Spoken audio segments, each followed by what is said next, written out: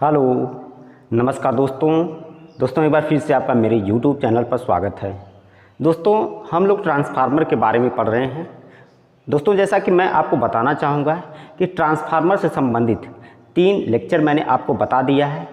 सबसे पहले हमने ट्रांसफार्मर के बेसिक इंट्रोडक्शन के बारे में डिस्कस किया था, फिर उसके बाद वर्किंग हमने देखा था, फिर उसके बाद ट्रांसफार्मर में जो EMF इक्वेशन होता है उसको हमने देखा था। आज हम लोग एक आदर्श पैरामीटर के बारे में देखेंगे, यानी एक आइडियल ट्रांसफार्मर क्या होता है, इसके क्या गुणधर्म होने चाहिए, इन सभी के बारे में आज हम लोग चर्चा करेंगे। तो सबसे पहले एक आइडियल जो हमारा ट्रांसफार्मर होता है उसके बारे में हम लोग देखेंगे। तो आइडियल का मतलब आदर्श। आदर्श आप किसे मानते हैं? जैसे ऐसे व्यक्तित्व के लोग जिनमें कोई दोष ना हो, वैसे व्यक्ति को आप जो है अपना आदर्श मान लेते हैं। उसी प्रकार से एक आइडियल ट्रांसफार्मर में कोई दोष नहीं होता है। कहने का मतलब दोष से यहाँ पर ये मतलब है कि उसमें कोई हानियाँ नहीं होती हैं। तो ऐसे ट्रांसफार्मर को हम लोग आइडियल ट्रांसफार्मर कहते हैं। तो आइडियल ट्रांसफार्मर को समझने के लिए आइए सबसे पहले हम लोग एक ट्रांसफार्मर बनाते हैं, उसके बाद हम लोग आइडियल ट्रांसफार्मर को और अच्छे से समझेंगे। तो सबसे पहले दोस्तों जानते हैं कि कोई भी ट्रांसफार्मर होता है तो उसमें हमारा क्या होता है, कोर होता है। और मैं आपको बार बार बताता हूं कि जो कोर हम लोग यूज करते हैं ट्रांसफार्मर में, ये जो कोर होता है, यह कोर हम लोग कैसे यूज करते हैं? लैमिनेटेड कोर यूज करते हैं। लैमिनेटेड हम लोग क्या करते हैं? कोर यूज करते हैं। यानी लैमिनेटेड का मतलब ये होता है कि पटलित कोर हम लोग यूज करते हैं। और लैमिनेटेड कोर यूज करने से दोस्तों एक फ़ायदा हमें मिल जाता है कि इस कोर में एक लॉस होता है जिसको हम लोग कहते हैं eddy current loss. Eddy current loss, इसका मान जो है कम हो जाता है लैमिनेटेड कोर यूज करने से। यानी इसको हम लोग क्या कहते हैं? एडी करंट लॉस को भंवर धारा हानि, भंवर धारा हानियाँ या भंवर धारा हानि, यह लॉस कम हो जाता है। और एक बात हमेशा याद रखेंगे, कोर को हम लोग किस मटेरियल का बनाते हैं? तो कोर को हम लोग सामान्यतः बनाते हैं सिलिकॉन स्टील का। वैसे तो बहुत अच्छे क्वालिटी का अगर कोर बनाना हो तो हम लोग कोर को CRGO यानी cold rolled grain oriented steel का भी बना सकते हैं, परंतु हम लोग ट्रांसफार्मर में कोर सिलिकॉन स्टील का प्रयोग करते हैं। और सिलिकॉन स्टील का कोर जब हम लोग प्रयोग करते हैं तो इससे एक और लॉसेस कम हो जाता है, जिससे हम कहते हैं कि हिस्टेरिसिस लॉस। हिस्टेरिसिस लॉस जो होता है यह भी ट्रांसफार्मर में कम हो जाता है। जैसा कि ये जो हमारा एडी करंट लॉस और जो है हमारा हिस्टेरिसिस लॉस, ये दोनों लॉस किस में होते हैं? कोर में होते हैं। तो दोस्तों ये बात आप हमेशा याद रखेंगे कि एडी करंट लॉस को कम करने के लिए कोर को लैमिनेटेड बनाते हैं, वहीं पर हिस्टेरिसिस लॉस को कम करने के लिए हम लोग कोर को सिलिकॉन स्टील का बनाते हैं। अब ये जो कोर है, इसी कोर पर हम लोग बाइंडिंग करते हैं। तो आइए हम लोग यहाँ पर बाइंडिंग करके देखते हैं। ये दोस्तों कुछ इस तरह से हम लोग बाइंडिंग करते हैं कोर पर। ये 2 बाइंडिंग होती है जैसे कि आपको यहाँ पर दिखाई दे रहा है। जो बाइंडिंग हम सप्लाई साइड लगाते हैं यानी सोर्स साइड लगाते हैं उसको हम लोग प्राइमरी बाइंडिंग कहते हैं, और जो बाइंडिंग हम लोग लोड साइड लगाते हैं उसको सेकेंडरी बाइंडिंग कहते हैं। तो ये हमारा लोड हो गया, ये क्या है? हमारा लोड है। तो इस बाइंडिंग को हम लोग क्या कहेंगे? Primary binding. ये जो बाइंडिंग हमारी क्या है? प्राइमरी बाइंडिंग है। और ये बाइंडिंग जो हमारी सेकेंडरी बाइंडिंग है। दोस्तों प्राइमरी बाइंडिंग में जो नंबर ऑफ टर्न होता है, फेरों की संख्या, उसको N1 कहते हैं। जो सेकेंडरी बाइंडिंग में फेरों की संख्या होता है उसको N2 कहते हैं। यहाँ पर जो हमारा EMF इंड्यूस्ड होता है उसको E1 कहते हैं, और सेकेंडरी बाइंडिंग में जो EMF इंड्यूस्ड होता है उसको E2 कहते हैं। प्राइमरी साइड में जो करंट बहती है उसको हम लोग I1 कहते हैं, सेकेंडरी साइड में जो करंट बहती है उसको I2 कहते हैं। तो एक बात हमेशा आप ध्यान रखेंगे, जो I2 करंट ट्रांसफार्मर में बहती है सेकेंडरी साइड, यह हमेशा लोड लगाने के बाद होती है। तो दोस्तों अब ये हमारा क्या हो गया? ट्रांसफार्मर हो गया। अब इसके बाद जैसे ही हम लोग यहाँ पर सिंगल फेज सप्लाई यानी सिंगल फेज हम लोग क्या लगाएंगे? AC सप्लाई लगाएंगे। यहाँ पर सिंगल फेज एसी सप्लाई लगाएंगे तो इसमें करंट बहेगी और इसमें करंट बहने से इसका फ्लक्स पैदा होगा, जिसको हम लोग कुछ इस तरह से दिखा रहे हैं। इसी फ्लक्स को हम लोग क्या कहते हैं, मेन फ्लक्स कहते हैं। ये हमारा मेन फ्लक्स है, कुछ इस तरह से मेन फ्लक्स हमारा कोर में सेटअप होता है। यह मेन फ्लक्स है और इसकी दिशा कुछ इस तरह से होती है। तो दोस्तों इतनी चीज़ें आपको एक ट्रांसफार्मर के बारे में पता होना चाहिए। अब देखिए हमारा एक आइडियल ट्रांसफार्मर या आइडियल ट्रांसफार्मर क्या होता है। चूँकि ट्रांसफार्मर एक मशीन है, इसमें कोई भी घूमने वाला भाग नहीं है, फिर भी इसमें कुछ न कुछ लॉसेज होते हैं। जैसे इसमें कोर लॉस होता है, दूसरा इसमें कापर लॉस होता है। तो ये जो कापर लॉस होता है, ये जो बाइंडिंग हम लोग ट्रांसफार्मर में करते हैं, इसमें कापर लॉस होता है। और जो ये कोर मैंने बताया, इसमें क्या होता है, आयरन लॉस होता है। कोर में हमारा आयरन लॉस होता है। इसी आयरन लॉस को कम करने के लिए हम लोग कोर को लैमिनेटेड बनाते हैं और कोर को ही सिलिकॉन स्टील का बनाते हैं। तो दोस्तों एक आइडियल ट्रांसफार्मर ऐसा होता है जिसमें कोई लॉसेज ना हो। सबसे पहली बात आइडियल ट्रांसफार्मर के बारे में लिखेंगे कि ऐसा ट्रांसफार्मर जिसमें लॉसेज क्या हो, लॉसेज आपका क्या हो, जीरो हो, कोई लॉसेज नहीं हो। सबसे पहली बात। दूसरी बात इसके बारे में लिखेंगे, आइडियल ट्रांसफार्मर में जो हमारा लीकेज फ्लक्स होता है, यानी लीकेज फ्लक्स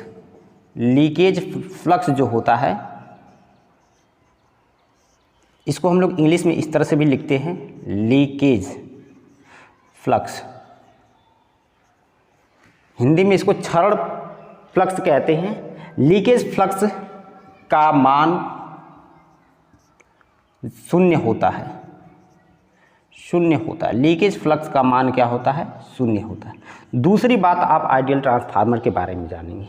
तीसरी बात आप जो है आइडियल ट्रांसफार्मर के बारे में जानेंगे कि इसमें जो वोल्टेज ड्रॉप होता है वह भी क्या होता है, नगण्य होता है, शून्य होता है। यानी जो हमारा वोल्टेज ड्रॉप होता है,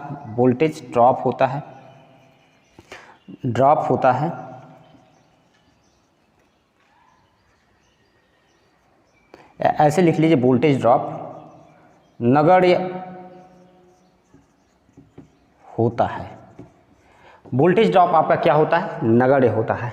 नेक्स्ट अगर आप जो है इसकी बात करें तो इसकी जो इसमें जो पावर लॉस होता है, ये भी लिख सकते हैं, जो पावर लॉस होता है, पावर लॉस क्या होता है, वह भी क्या होता है, आपका जीरो होता है। अगली बात आप लिखेंगे इसके बारे में कि जो आइडियल ट्रांसफार्मर होता है, इसकी जो दक्षता होती है वह क्या होती है, 100% होती है। यानी लॉसेस ना होने के कारण इसकी जो दक्षता होती है, यह क्या होती है, 100% होती है। तो कुछ इस गुणधर्म के जो हमारे ट्रांसफार्मर होते हैं उनको हम लोग आइडियल ट्रांसफार्मर कहते हैं। एक बात और लिख सकते हैं, जो आइडियल ट्रांसफार्मर होता है उसमें जो कोर की परमिबिलिटी होती है, जो चुंबकशीलता होती है, वह भी क्या होना चाहिए, अनंत होना चाहिए। यानी जो कोर हम लोग यूज करते हैं, कोर की चुंबकशीलता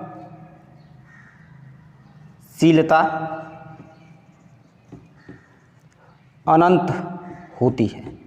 कोर की चुंबकशीलता क्या होती है, अनंत होती है। यानी कोर की जो परमिबिलिटी है वह अनंत होती है, जिसकी वजह से इस कोर पर जो भी बाइंडिंग हम लोग लपेटेंगे उसमें बहुत थोड़ी करंट बहने से भी इसमें बहुत अच्छे क्वालिटी का फ्लक्स हमारा सेटअप होता है। तो ये 4, 5, 6 बातें आपको एक आइडियल ट्रांसफार्मर के बारे में पता होना चाहिए। सबसे पहली बात मैंने बताया कि एक ऐसा ट्रांसफार्मर जिसमें लॉसेस क्या हो, जीरो हो। लॉसेस में आपका जैसे मैंने बता दिया आपको, कोर लॉसेज हो गया, आपका कापर लॉस हो गया, और जो रजिस्टेंस में लॉस होता है उसको ओमिक लॉस कहते हैं। ये सभी के सभी लॉसेज क्या होते हैं, ट्रांसफार्मर में जीरो होते हैं। दूसरी बात, जो लीकेज फ्लक्स होता है, क्षरण फ्लक्स होता है, उसका मान शून्य होता है। तो सबसे पहले दोस्तों लीकेज फ्लक्स क्या होता है इसको भी आप जान लीजिए। जैसे ही हम लोग बाइंडिंग में करंट फ्लो करते हैं, यह बाइंडिंग हमारी क्या बन जाती है, मैग्नेट, और ये मैग्नेट बनती है तो इसका फ्लक्स पैदा होता है जिसको मैग्नेटिक फ्लक्स कहते हैं। और ये मैग्नेटिक फ्लक्स इसी कोर में हमारा क्या होता है, सेटअप होता है। परंतु कुछ फ्लक्स हमारा इधर उधर क्या हो जाते हैं, बेकार हो जाते हैं, बेकार चले जाते हैं, इधर उधर क्या हो जाते हैं, बेकार चले जाते हैं। इसी जो बेकार फ्लक्स है, जो अनुपयोगी फ्लक्स है, जो यूज में फ्लक्स नहीं आता है, उसको हम लोग क्या कहते हैं, लीकेज फ्लक्स कहते हैं। और यह हमारे लीकेज फ्लक्स का मान किसी भी मशीन में कम से कम होना चाहिए। और लीकेज फ्लक्स के मान को कम करने के लिए हम लोग उच्च परमेबिलिटी का कोर यूज करते हैं, जैसे सिलिकॉन, स्टील का, या उससे भी अच्छा आपका CRGO यानी cold rolled grain oriented steel होता है। इसमें लीकेज फ्लक्स का मान कम होता है। तो ये लीकेज फ्लक्स का मान कम होता है। तीसरी बात मैंने बताया, वोल्टेज ड्रॉप नगण्य होता है। वोल्टेज ड्रॉप का मतलब ये होता है जो आपने प्राइमरी साइड में वोल्टेज लगाया, जिसको आपने V1 कह रहे हैं, यहाँ पर जो वोल्टेज होगा उतना ही वोल्टेज आपका यहाँ पर प्राइमरी साइड में इंड्यूस्ड होगा, यानी V1 बराबर E1 के होगा। वहीं पर E2 बराबर किसके होगा, जो लोड साइड में वोल्टेज होगा, लोड साइड में वोल्टेज होगा वह आपका V2 के होगा। यानी वोल्टेज ड्रॉप आपका नगण्य होता है। जितना आपका यहाँ पर पैदा होगा उतना वोल्टेज आपके लोड के अक्रॉस मिलने वाला है। तो ये वोल्टेज ड्रॉप आपका नगण्य होता है। पावर लॉस क्या होता है, जीरो होता है। पावर लॉस इसकी वजह से जीरो होता है क्योंकि कोई लॉस नहीं होता है, न तो आपका कोई ओमिक लॉस होता है, न तो कोई कॉपर लॉस होता है, न तो कोई आपका आयरन लॉस होता है। इसलिए पावर लॉस भी क्या होता है, जीरो होता है। जब पावर लॉस जीरो होता है तो इसकी जो दक्षता होती है, जो इफिशियंसी होती है, वह 100% होती है, यानी 100% होती है। अब कोर की इसकी इफिशियंसी 100% होती है। एक बात और मैंने आपको बता दिया, कोर की चुंबकशीलता अनंत होती है या होनी चाहिए। जो कोर हम लोग आइडियल ट्रांसफार्मर में यूज करेंगे उसकी चुंबकशीलता क्या होती है, अनंत होनी चाहिए। तो ये 6 मुख्य बातें हैं जिसको आप ध्यान में रखेंगे।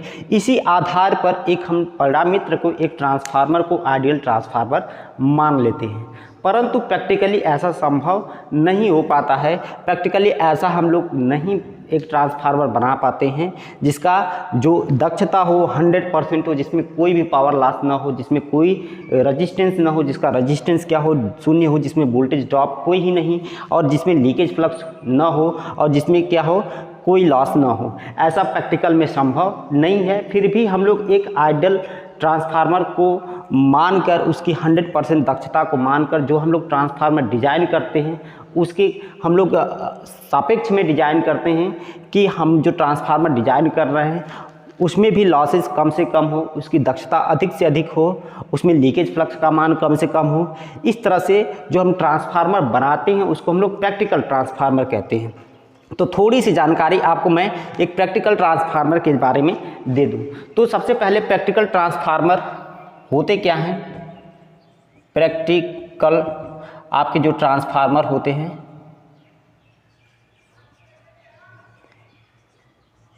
ये जो प्रैक्टिकल ट्रांसफार्मर होते हैं ये क्या होते हैं, जो हमारे व्यवहारिक ट्रांसफार्मर होते हैं। व्यवहारिक जो ट्रांसफार्मर होते हैं यानी ऐसे ट्रांसफार्मर जिसको हम यूज में लाते हैं। व्यवहारिक ट्रांसफार्मर का मतलब जो हम लोग यूज में लाते हैं ट्रांसफार्मर, उसको हम लोग प्रैक्टिकल ट्रांसफार्मर कहते हैं। ये प्रैक्टिकल ट्रांसफार्मर में भी ये सब सारी चीज़ें एग्जिस्ट करती हैं, परंतु इसमें जो लॉस होगा वह कुछ ना कुछ लॉस होने वाला है। लीकेज फ्लक्स का मान आपको कुछ ना कुछ मिलने वाले हैं। वोल्टेज ड्रॉप ऐसा नहीं है कि नगण्य होने वाला, कुछ ना कुछ वोल्टेज ड्रॉप मिलने वाला है प्रैक्टिकल ट्रांसफार्मर में। पावर लॉस आपका जीरो नहीं होगा, यानी बाइंडिंग के रेजिस्टेंस के कारण कुछ ना कुछ आपका पावर लॉस होने वाला है। यहाँ पर इसकी दक्षता 100% नहीं होगी, और इसके कोर की जो चुंबकशीलता है, जो परमेबिलिटी है, यह अनंत इनफाइनाइट नहीं होने वाली है। ये सब सारी चीज़ें हमारे एक प्रैक्टिकल ट्रांसफार्मर में होती हैं। तो दोस्तों ये दोनों चीज़ें आप ध्यान में रखेंगे, एक आइडियल ट्रांसफार्मर और दूसरा प्रैक्टिकल ट्रांसफार्मर क्या होता है। अगर ये वीडियो अगर आपको समझ में आया हो, वीडियो अगर आपको अच्छा लगा हो, तो दोस्तों वीडियो को आप जो है लाइक कर दीजिएगा, चैनल को सब्सक्राइब कर दीजिएगा और अपने दोस्तों में शेयर कर दीजिएगा। वीडियो देखने के लिए आपका बहुत बहुत धन्यवाद। Thank you.